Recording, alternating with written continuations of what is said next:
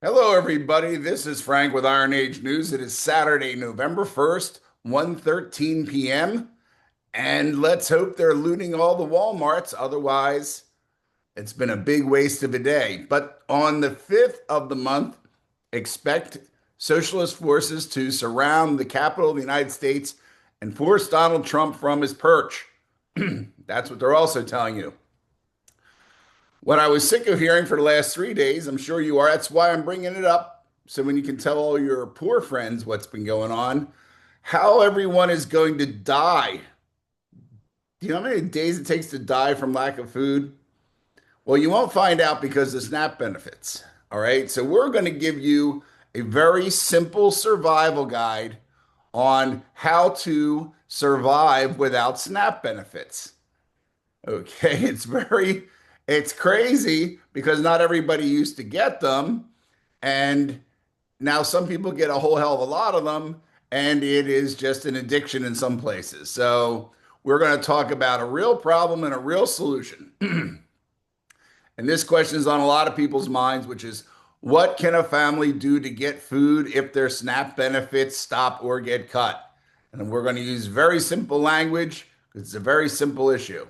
I'm going to walk you through some easy, no nonsense steps that anybody can take. Even if you don't have much money, a car, or a big support network, we will keep this simple. You may want to write this down, or you may want to go to our Substack page because I'm just going to print this shit out and stick it over there, or to southfloridaconservative.com, which we'll get to later today, but things are going on, right? So, step number one, find local food help fast. Every county in America has a free food program. You get your phone, if you are on assistance, as we used to call it, you have a nicer phone than I do. You usually have an Apple phone, which you don't pay for. It's a story for another day. Start by calling 211 on your phone. That connects you to local helplines. Ask for food pantries or free grocery programs. That will give you churches, Salvation Army posts, community centers, regular food pantries. If you have supermarkets that have an outlet, all these places will usually give out bags of groceries weekly. You do not need to be a member of the church or show lots of paperwork. You just normally show up. Okay. Step number two, use the food banks and the meal sites because there are also meal sites. Food banks give boxes of canned goods, pasta, rice, and some fresh foods. Okay. Some towns also run community meals, which would be hot lunches or dinners anyone can eat, no questions asked. These are often at school, churches, or parks. If your child is in public school system during the week, you will be getting breakfast and lunch anyway because those programs will not be stopped under SNAP. As far as I know. Step three, check the apps and the websites. If you have a phone, that Apple we talked about, try these. Feedingamerica.org. Once again, go to our Substack or go to southfloridaconservative.com if you cannot remember these words. Feedingamerica.org, which will get you your nearest food bank. Too Good To Go, TOO Good To Go. It's a site we've done a little work with app wise. That is local restaurants that sell leftover food for a few dollars. And by leftover, I mean it's already packaged. It just didn't sell that day. It's usually about like 3 to 1, like $8, $9, get you 20 some dollars worth of product. You get to choose the places. It's all restaurants and things in your area. It's a good thing if you don't have a lot of money anyway. Food Rescue US. Volunteers share extra meals. Sometimes it's small bakeries or grocery stores that join these programs. So we have that down. Step four, look for low cost groceries. Ethnic markets, produce stands, discount stores can be up to half the price of the big chains. If you even go to the dollar stores or Dollar General, you will find food in there. It is not the best food, but it will keep you and your children alive. Okay. Farmers markets are still in the area. If you're in an area with agriculture, you can find something there. They'll also take, small cash payments in your closing time.